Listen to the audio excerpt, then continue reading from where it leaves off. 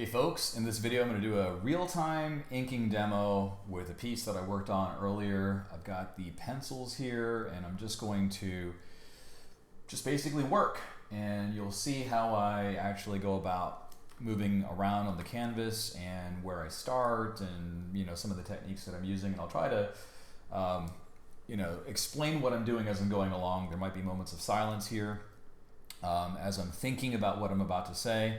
So just something for you to enjoy and hopefully something that you can get some value out of. So generally speaking, I just start wherever I feel like starting. I've got my pencils layer on a separate layer. I like to drop the opacity on that pencils layer just so I can not have such a dark version sitting in front of me. And then I'm going to lock this layer. Let's just lock the layer there. And I've made a new layer above it. So I'll begin. I'm going to just make sure that I'm choosing black, and I'll start. And this tree is actually, part of it is actually closer towards the viewer. And so I'm practicing my line weight.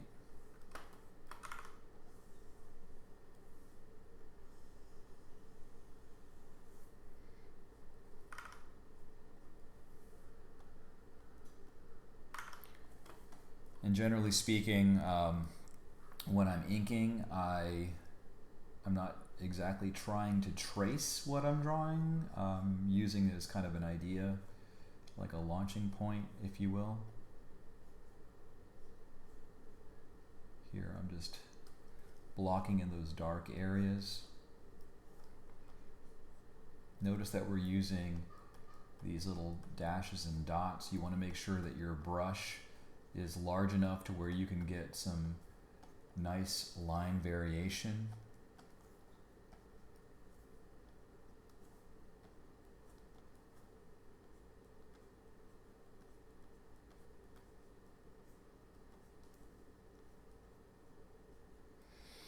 Inking is an art. You're basically denoting form.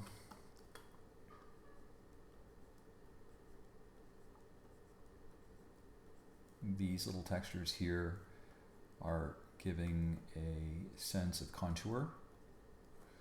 So it's defining how rounded the shape actually is.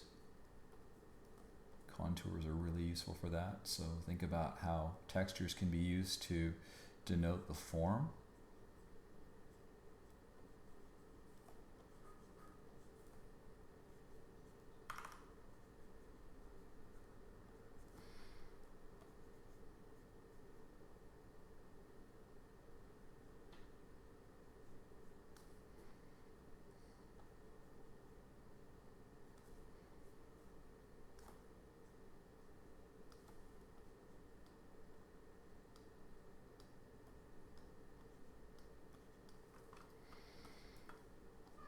I'm also trying to ensure that my gaps are closed, so when it comes down to actually filling in values, I can do that with ease.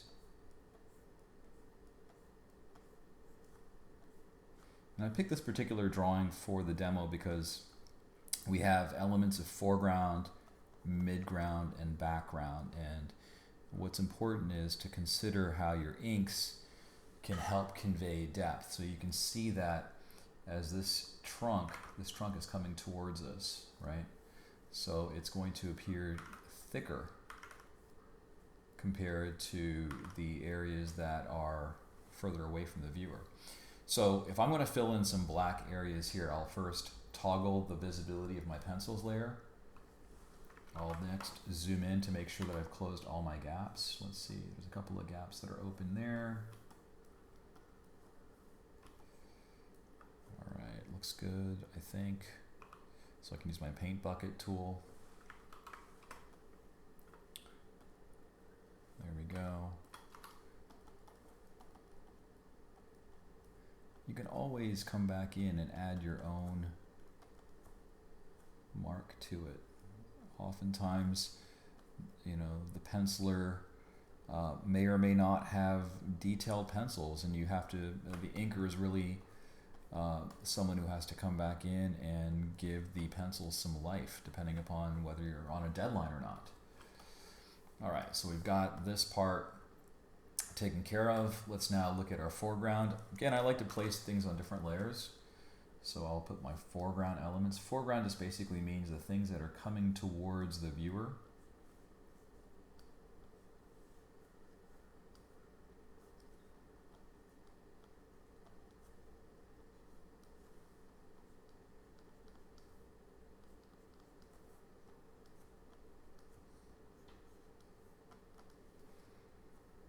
So there's some plants here. Let's hide that layer. We can use the paint bucket tool. That's what I'm using over here to fill in those gaps. Let's now make a new layer. So here I'm just using my square brush and I'm kind of bearing down on it a little bit more, and I'm just getting a sense of the grass. You don't have to draw every strand of grass, you just have to have enough to where that texture comes through.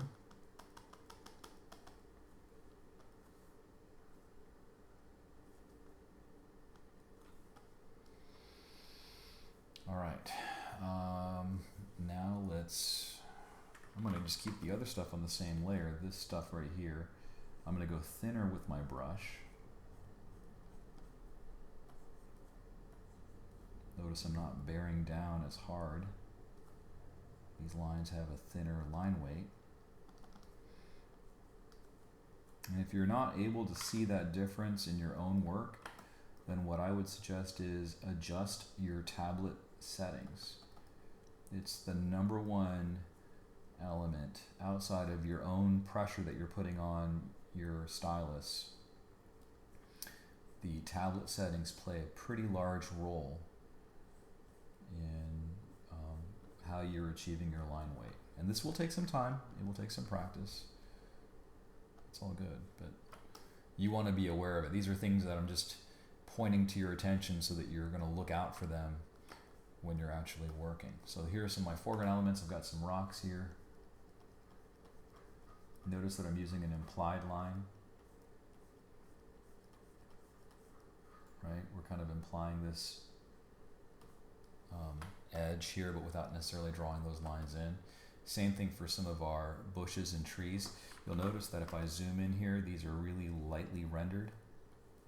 So I'm going to go I might even scale my brush down, which is also something that you can do too. The right bracket key allows you to go ahead and scale your brushes down. So here I'm just using some hatching.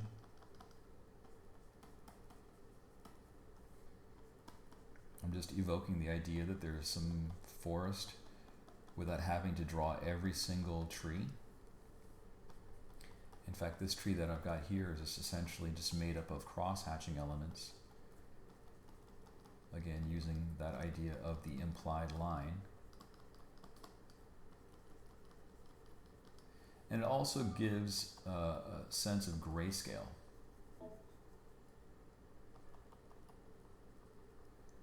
Right? Because these lines are relatively close together, they look darker than others. I'm saving our Bigfoot guy for the end, just in case you're wondering.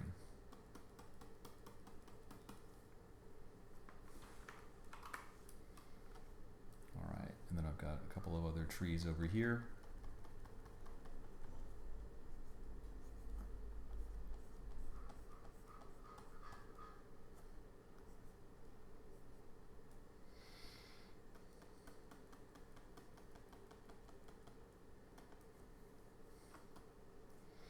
All right, so let's now draw these vines that are coming down towards us. And the reason why I'm putting things on different layers, guys, is because if I want to be able to edit, like right now I'm drawing through my forms here, right? I can come back with my lasso tool and simply snip out those elements.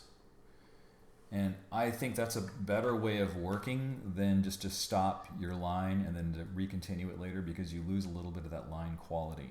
So drawing through your forms is really, really good. First of all, it ensures that things connect or they line up where they're supposed to.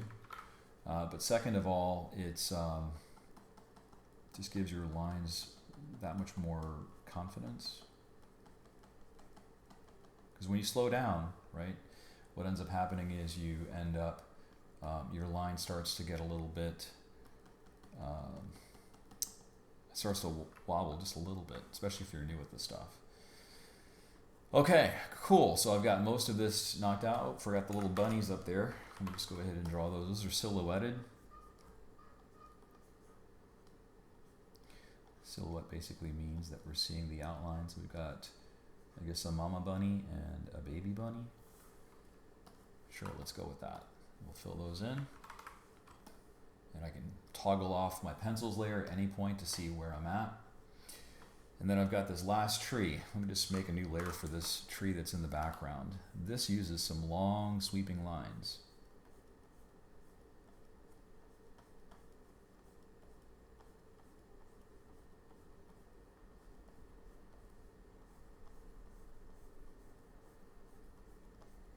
I'm not bearing down the stylus at all. I'm basically just guiding it in.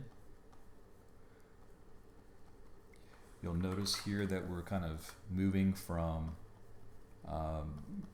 like one direction of lines to kind of more of a cross-hatching approach as we get down to the bottom. Keeping those lines really light. That is something that I want you to practice. Being able to go light and go bold. Bold means that you can really bear down and you get a nice line thickness.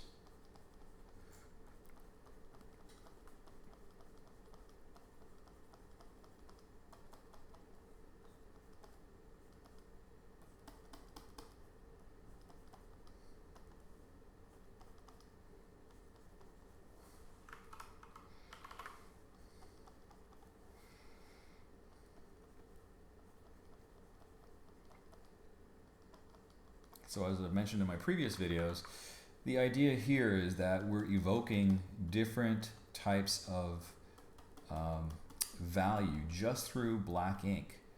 When the black ink is really thin and clustered together, we are almost getting this look of something that appears to be grayish in value. But when we press down on our line, and we use thicker outlines, it just seems like the thing is actually more important and thicker and comes closer to the viewer. It's like we're able to get depth pretty easily. All right, so now the very last part is our Bigfoot guy. So it doesn't really matter where you start here. I'm going to start off by just implying some of that fur.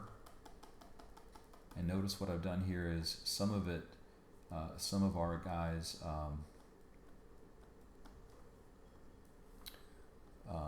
form is covered in silhouette.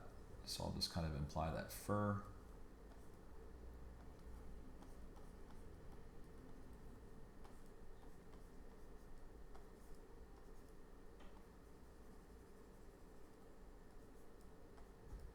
Inking is a great way to practice. Even if you're learning how to draw, there's many examples of pencils that are available on the web where you can just take those pencils and you can practice. You can add your own inks. If you just look up pencil sketches to practice inking, you will find many examples to choose from. All right, so let's see if I've closed all the gaps there. Probably not. Oh, I have not. So let's see. There's some open gaps here. And again, I don't need to close the gaps, but I just find that if I'm just trying to fill a large area in, it's easier to do it that way. Oh, there we go. Let's bring our pencils layer back.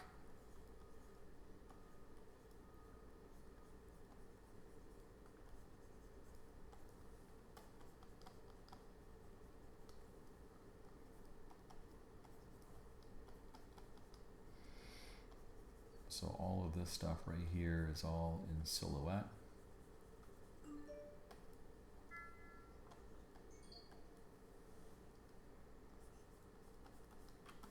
Notice I'm just pulling those lines down.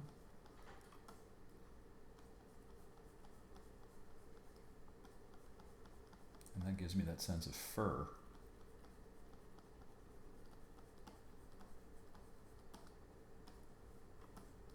And of course his feet are also in silhouette as well. We'll just maybe draw some grass.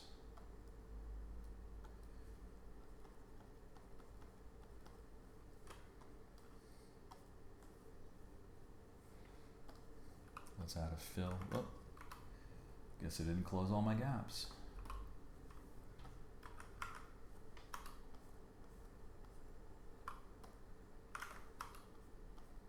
Where's that open gap? Oh, there it is. There we go.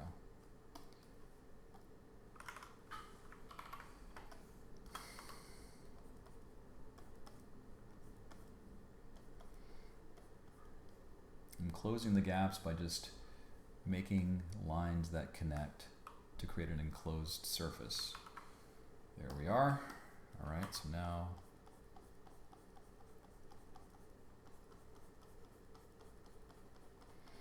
so I know this is going to be a little bit more of a longer video because I'm doing this in real time, but that's okay.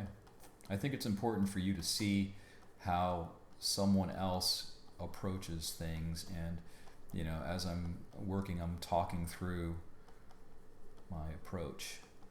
And I'm not the only person that's on the internet that's doing this type of stuff. There's lots of artists that share their process. They might approach things in a completely different way, and you know what? That's okay. You can always learn something from everybody that you meet.